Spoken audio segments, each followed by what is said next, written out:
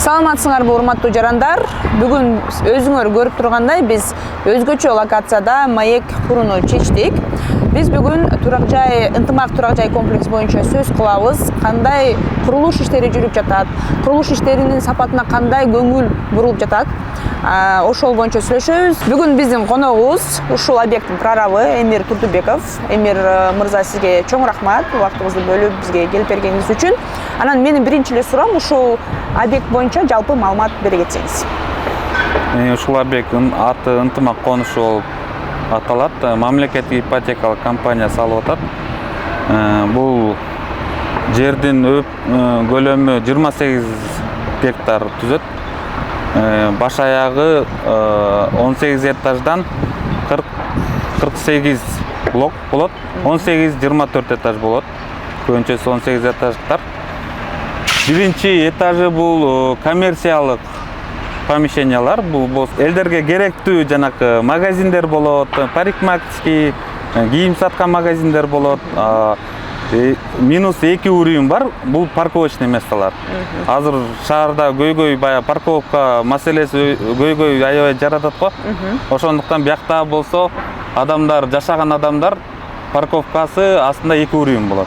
Еще блоктордун астында эле эмес, баягы 4 блоктун ортосунда дагы баягы площадьтын астында дагы 2 уровень болот. Мен билишим боюнча, менде бир суроо жаралып калды да. Парковканы айтып кеттик го.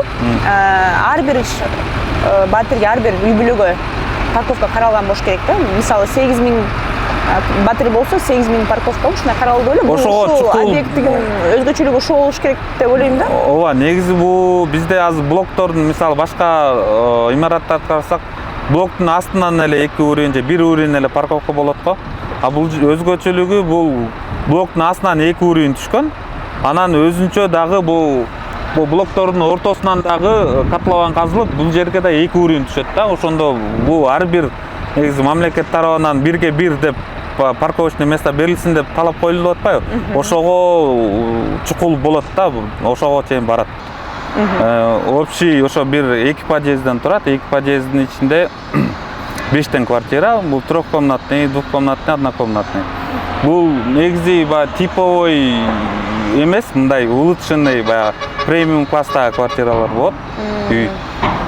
Фасады өзгөчө, материалдар негизи өзгөчө материалдар менен салынып атат. Жумуштун процесси бул азыр кызуу жүрүп аткан маалы. Мисалы, күнү түнү жумуш токтобой эле. Бул азыр ошо Кытай субподрядчиктер менен иштешип атабыз. Жумуш эч токтобой эле. Ошо материалдар болсо сертификациядан өткөн российский материалдар, арматуралар булар. Ошол сиз курулуш материалдардын сапатын айтып кетип атпайсызбы азырчы? Биз өзүбүз билебиз, ар бир жараныбыз уялардын алдында ошол сапатына аябай маани берет да. Анан сиз ошол сапаты боюнча мындай кеңирээк айтып берсеңиз. Ошо негизги арматура бизде Россиядан келет. Бул деген A500S деген маркадагы арматура болуп эсептелинет. Ошо эң жогорку бул качестводагы арматура да. Ошо кийиктин үйлөрүндө жалаң ошондойлор колдонулат негизи. Жогорку качестводагы. Анан бетондуу арматураны болсо каждый партия биз пробага алып Госстройго, лабораторияга жиберебиз. Аяктан болсо разрывка, өзүнүн металлдын баягы плотностун бүт текшеришет. Ар бир этап текшерип турушат. Бетон келсек, каждый бетон аларда биз дагы жанакы атайын өзүнчө лабораторияларды алышат, бүт кубтоп коет. Ошо плотностун алышат. Андан сырткары дагы биз каждый этаж көтөрүлгөн сайын Госстройдон лаборатория келип, жанакы өзлөрүнүн плотностун, бетондун плотностун текшерип турушат.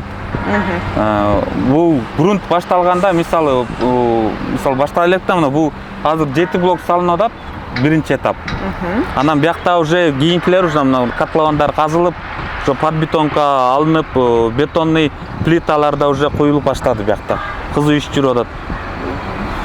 Бияктын дагы баягы грунтун бүт котлован казылганда лаборатория келет, бүт тапталгандан кийин каток жүрөт, суу себилип каток жүргөндөн кийин лаборатория келет.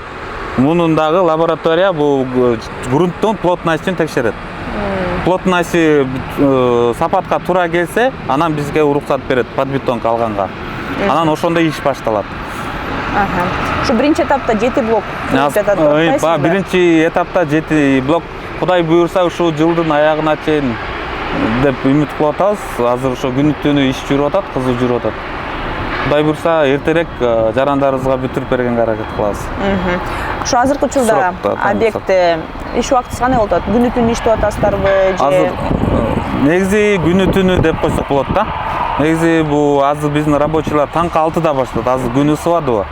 Таңкы 6да баштап обедке чейин иштешет. Обедте бир аз эс алышат. Андан кийин обедтен кийин саат 8ге чейин иштешет. Негизи основной бул каркасный жумуштары ошо 8ге чейин. Бетонду болсо күнү түнү ала беребиз. Биякта дагы бетонду атайын өзүнүн мастерлер бар. Күнү түнү бул бетон процесси токтоп калбайт. Күнү түнү алынып атат. Биз жактан ошо арматура, бетон өз убагында жетип атат объектке. Эч кандай задержка мындай эме жок да. Ошо өз убагында келип атат. Канча киши иштейт примерно? Эми буякта азыр точно мынча киши иштейт деп дагы айтыш кыйын болуп атат. Анан буякта азыр основном ошо Кытай жарандары менен иштешип атабыз да. Бул азыр буякта где-то примерно 350-400дөй азыр иштеп атат буякта. Анан буякта дагы блоктор башталып атат.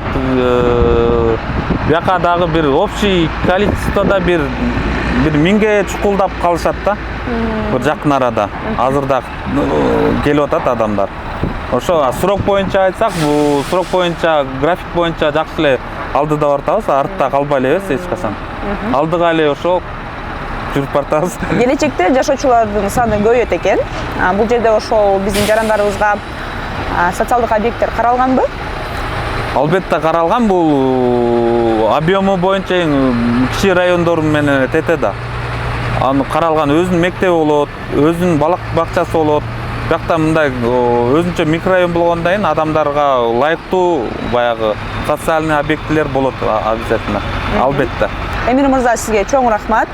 Урматтуу жарандар, мен оюмча аябай эле кызыктуу маек болду. Эскерте кетсек, ушул турак жай комплексинин жанында биздин экинчи өкүлчүлүк бар. Бишкек шаарында дареги Байтик Батыр 1Е. Сиздерде кандайдыр бир суроолоруңуз болсо, биздин өкүлчүлүккө келип, маалымат алып кетсеңиздер болот. Көрүшкөнчө.